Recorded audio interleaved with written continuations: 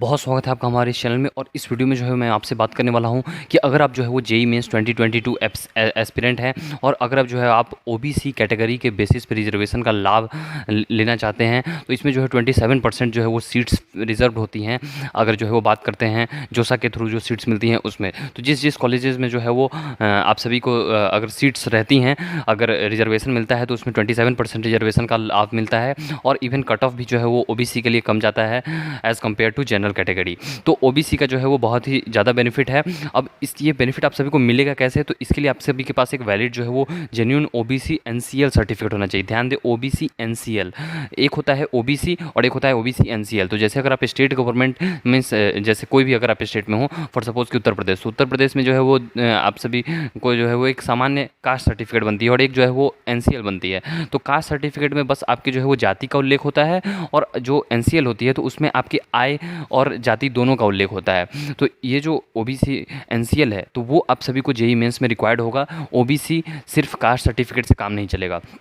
अब ये जो एनसीएल है तो इसका क्या क्या क्राइटेरिया होता है, तो इसका क्राइटेरिया ये होता है कि आपकी जो ग्रॉस फैमिली इनकम है वो 8 लाख से कम होनी चाहिए। अगर आपकी ग्रॉस फैमिली इनकम 8 लाख से अबव जा रही है तो फिर आपको जो है वो ओबीसी कैटेगरी का लाभ नहीं मिल पाएगा। ओके, तो इसके लिए जो है वो आप सभी को सर्टिफिकेट अपलोड करना पड़ेगा, कैटेगरी सर्टिफिकेट। तो वो जो है उसका क्या क्राइटेरिया है, वो क्या डिटेल्स है, वो सभी भी मैं इस वीडियो में डिस्कस करूँगा। So watch this video till and. अगर आपकी कोई भी डाउट होती है तो आप यहाँ पे भी कमेंट बॉक्स में कमेंट कर सकते हो, लेकिन यहाँ पे कम चांसेस हैं कि आपको रिप्लाई मिल पाएंगे शायद।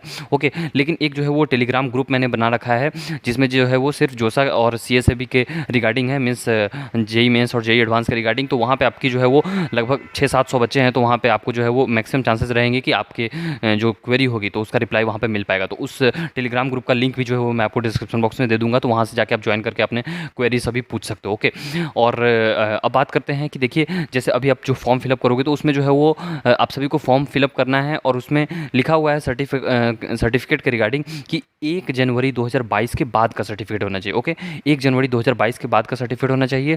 लेकिन इसमें प्रॉब्लम क्या होगी कि देखो अगर अभी आप सर्टिफिकेट बनवा लोगे, जैसे मार्च का मंथ चल रहा है अभी, तो मार्च के महीने में अगर आप सर्टिफिकेट अभी बनवा लोगे तो वो 31 मार्च को एक्सपायर कर जाएगा। ये जो है वो मीन्स पूरा इंडिया का जो है वो रूल है कि आपका सर्टिफिकेट 1 अप्रैल से लेकर 31 मार्च तक ही वैलिड रहता है। ऐसा नहीं होता है कि अगर अभी आप सर्टिफिकेट बनवाओगे तो अभी से 1 साल तक जो है वो वैलिड रहेगा, ऐसा नहीं होता है। ओके, तो अगर अभी जो है वो आप सपोज कि आप 15 मार्च को सर्टिफिकेट बनवा रहे हो तो वो आपका 31 मार्च को एक्सपायर हो जाएगा। ओके, तो उसमें कुछ ऐसा बेनिफिट है नहीं। और हो सकता है कि जब आप एडवांस का फॉर्म फिलअप करो तो उसमें आपसे सर्टिफिकेट 1 अप्रैल का मांग दिया जाए, तो फिर आपको फिर से एक बार बनवाना पड़ जाएगा।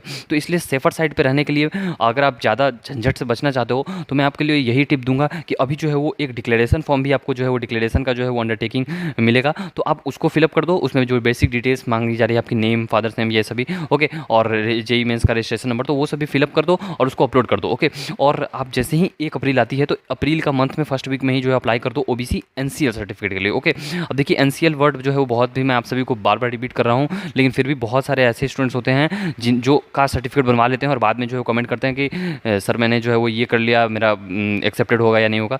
तो अभी जो है वो ये बात आप सभी ध्यान से रखें, ओबीसी एनसीएल का सर्टिफिकेट आपको जो है वो जोसा जो है वो जेईई मेंस की जो है वो इन्फॉर्मेशन बुलेटिन में मिल जाएगी, तो वहाँ से जो भी आप ले सकते हो, डाउनलोड कर सकते हो, कोई भी प्रॉब्लम नहीं होगी। ओके, अब यहाँ से बात करते हैं कि देखिए आप सभी के पास एक ये जो ये जो ओबीसी एनसीएल सर्टिफिकेट है तो ये कहाँ से बनवाना है, तो इसके 4-5 जगह मैं बता देता हूँ। फाइनली देखिए competent authority, CO, SDO, DM, SDM, यही 3-4 लोग जो हैं वो, या सिटी मजिस्ट्रेट, तो यही 4-5 लोगों के पास जो है वो अथॉरिटी रहती है और उन्हीं का सर्टिफिकेट साइन किया हुआ या फिर जो है वो डिजिटली साइन किया हुआ भी चलता है।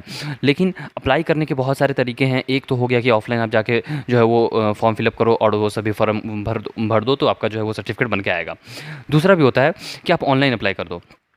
तो अगर जो है वो आप ऑनलाइन अप्लाई करना जानते हो तो ठीक है, वेल एंड गुड। लेकिन ऑफलाइन अगर आप जा सकते हो तो ऑफलाइन चले जाओ, ऑनलाइन कर सकते हो ऑनलाइन कर दो, या फिर कोई सीएससी सेंटर आपके आस पड़ोस में होगी, कॉमन सर्विस सेंटर जिसको कहते हैं, तो वहाँ पे भी जाके आप हेल्प ले सकते हो, क्योंकि वो सभी भी अप्लाई करने में आपको अप्लाई करने में मदद कर देंगे। कुछ जगह जो है ई मित्र की सेवा रहती है कुछ स्टेट्स में, तो वहाँ पर भी आप जाके कॉन्टैक्ट कर सकते हो। और कुछ जगह जो है वो तहसील कहते हैं, ओके, इसे तहसील कहते हैं या फिर ब्लॉक कहते हैं। तो तहसील या ब्लॉक में आप जाओ, तहसीलदार जो होते हैं या फिर सर्कल ऑफिसर या फिर रेवेन्यू ऑफिसर, इन तीनों का मोर और लेस जो है वो रैंक सेम ही रहता है। तो इनका जो है वो नेम से जो ये जो पोस्ट पे जो ऑफिसर रहते हैं, तो ये जो है वो इशू करेंगे आपका सर्टिफिकेट। ओके, तभी जो है वो आपको मीन्स कैटेगरी के बेसिस पे आपको रिजर्वेशन का लाभ मिलेगा। ओके, अब ये आपको कहाँ से करना है और क्या, फिर अगर आपको नहीं समझ में आता है तो कोई आप एडवोकेट इन सभी से भी राय ले सकते हो। वो सभी को, उन लोगों को भी जो है वो लीगल डॉक्यूमेंट्स इन सभी के बारे में बहुत ज़्यादा जानकारी होती है, तो वो भी आपकी मदद कर पाएंगे।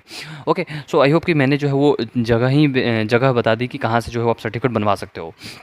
इसके बाद बात करते हैं कि आप सभी के सर्टिफिकेट है तो वो इंग्लिश में होना चाहिए, हिंदी में होना चाहिए, या फिर रीजनल लैंग्वेज में। फॉर सपोज कि अगर कोई स्टूडेंट जो है वो महाराष्ट्र से है तो वो मराठी में अगर सर्टिफिकेट बनवाएगा तो क्या वैलिड होगा या नहीं। तो देखिए, अब कुछ भी फिक्स है नहीं है कि आप, अगर सपोज कि आप महाराष्ट्र से हो तो ज़रूरी नहीं है कि आपको VNIT नागपुर ही मिले या फिर आप IIT बॉम्बे में ही मिले। ओके, तो उस केस में जो है वो प्रॉब्लम ये हो जाएगी कि अगर आप किसी अदर स्टेट में जाओगे, फॉर सपोज कि अगर आप जो है वो आंध्र प्रदेश में जा रहे हो, तो वहाँ पे जो है मराठी लोग समझते नहीं हैं, और मैक्सिमम जो भी स्टाफ्स होते हैं तो वो वहाँ के रीजनल के ही होते हैं, तो फिर प्रॉब्लम हो जाएगी आपको। तो इसलिए आप कोशिश करो कि आप जो सर्टिफिकेट बनवाओ या आइदर इंग्लिश और हिंदी, इंग्लिश को फर्स्ट प्रायोरिटी में रखना, हिंदी को सेकंड मीन्स प्रायोरिटी में रखना, क्योंकि इंग्लिश जो है वो ऑल ओवर इंडिया सभी कॉलेजेस में समझ जाते हैं, और हिंदी का जैसे साउथ में उतना ज़्यादा बोलबाला नहीं रहता है, लेकिन फिर भी हाँ चल जाता है, काम चल जाता है। लेकिन आप कोशिश करो कि इंग्लिश में सर्टिफिकेट हो आपका तो ज़्यादा वैलिड है, सही है। कुछ स्टूडेंट्स की ये भी क्वेरी रहती है कि डिजिटली साइंड सर्टिफिकेट होना चाहिए या फिर जो है वो मोहर लगा होना चाहिए। ओके, तो जैसे पहले के समय में जो है वो मोहर लगा हुआ सर्टिफिकेट आता था और हाथ से मैनुअली लिखा हुआ, लेकिन अभी के समय में जो है वो आप देखोगे तो बहुत सारे सर्टिफिकेट्स ऐसे होते हैं जिस पर डिजिटली साइन लिखा रहता है और उस पर QR कोड रहता है। ओके, तो उसको स्कैन करने के, वेरीफाई करने के बाद भी जो है वो state government respective state government जो है वो आपका पूरा जानकारी जो है वो दे देती है। तो आपका डिजिटली भी चलेगा और मैनुअल वाला भी चलेगा, क्योंकि 100% अभी तक डिजिटलाइज नहीं हुआ है, तो मैनुअल वाला भी चलेगा। और कुछ जगह पे डिजिटलाइजेशन हो चुका है जहाँ पे ऑफिस से आपको डिजिटल सर्टिफिकेट मिलता है, तो वो भी चलेगा, दोनों एक्सेप्टेबल है। ओके, उसमें कोई राय नहीं है, उसमें कोई प्रॉब्लम नहीं होगी कि डिजिटली बना हुआ है या मैनुअली बना हुआ है। ओके, तो लैंग्वेज की बात कर दी मैंने और ये सभी बात हो गई। कुछ बात जो है मैं आपको और बताना चाहूँगा कि अगर जो है वो आप चाहते हो कि जैसे इनकम सर्टिफिकेट, ओके, तो इनकम सर्टिफिकेट भी आप बनवा लेना, क्योंकि इनकम सर्टिफिकेट आपको रिक्वायर्ड होगा अगर आप कॉलेज में जाते हो। तो अगर फ़ी वेवर ये सभी के लिए अप्लाई करते हो तो इनकम सर्टिफिकेट रिक्वायर्ड होता है। अगर आपकी फैमिली इनकम 5 लाख से कम होती है तो आपको 2/3 वेवर मिलता है, और अगर आपकी फैमिली इनकम जो है वो नहीं, अगर आपको जो है, हाँ, अगर जो है वो आपकी फैमिली इनकम 5 लाख से कम होती है तो 2/3 वेवर मिलता है, 1 लाख से कम होती है फुल वेवर मिलता है, 5 लाख से अबव होता है नो वेवर। तो ऐसा कुछ सीन चलता है, तो आप इसलिए चाहो तो आप जो है वो इनकम सर्टिफिकेट भी बनवा सकते हो। और सर्टिफिकेट बनवाते समय देख लेना कि आपकी name, address, father's name, caste, इन सभी में कोई प्रॉब्लम नहीं हो, क्योंकि बाद में फिर इसमें सुधार करवाना थोड़ा मुश्किल हो जाता है। ओके, और इसका सर्टिफिकेट नंबर, सर्टिफिकेट का डेट, ये सभी क्लियरली मेंशन होना चाहिए, कुछ भी हेजी नहीं होना चाहिए, और 1 अप्रैल के बाद ही जो है वो जारी हो तो ज़्यादा सही है। अभी जो है वो क्या करना है, फॉर्म फिलअप करते टाइम वो मैंने आप सभी को बता दिया क्या करना है, कि जो डिक्लेरेशन है आप सभी को मिली है तो डिक्लेरेशन पे जस्ट साइन कीजिए और उसके बाद जो है उसको स्कैन करके अपलोड कर दीजिए, दैट्स इट। लेकिन 1 अप्रैल के बाद आपको जो है वो भिड़ जाना है कि मेरा सर्टिफिकेट जल्दी से जल्दी मिल जाए, क्योंकि एडवांस की जब फॉर्म फिलअप होगी तो उसमें आपसे सर्टिफिकेट नंबर या फिर सर्टिफिकेट डेट मांगा जाएगा। इवन सर्टिफिकेट अपलोड करने के लिए तो शायद नहीं बोला जाता है, लेकिन मांगा भी जा सकता है, कोई भी ठीक नहीं है। और जब काउंसलिंग होती है जोसा की, तो उसमें भी जो है वो आपको ये सभी मांगी जाती है और वो थॉरली वेरीफाइड होता है कि आपकी चीज़ें, नाम, पता, ये सभी सही है या नहीं है। तो आई होप कि आपको जो है मैक्सिमम जो है वो चीज़ें जो कि OBC NCL सर्टिफिकेट्स के रिगार्डिंग होगी वो मैंने आपको बता दिया है। फॉर्मेट ये सभी आपको जाके इन्फॉर्मेशन बुलेटिन के जो PDF हो वहाँ से आप ले सकते हो, तो इसलिए उसको यहाँ पे मैं स्क्रीन पे नहीं दिखाना चाहूँगा। ओके, और फिर भी अगर आप चाहते हो तो आप जो है वो वहाँ आप टेलीग्राम ग्रुप पे जाके जो है वो और भी वहाँ पे आपके फ्रेंड्स हैं तो उनसे जो है आप संपर्क कर सकते हो, वहाँ पे आपको मैक्सिमम हेल्प मिल पाएगी। सो आई होप कि आपकी जो है मैक्सिमम डाउट्स जो भी होंगी वो क्लियर हो गई होंगी, फिर भी नहीं होती है तो आप जो है वो टेलीग्राम पे या फिर यहाँ पे भी कमेंट कर सकते हो। So thanks for watching the video and have a good day.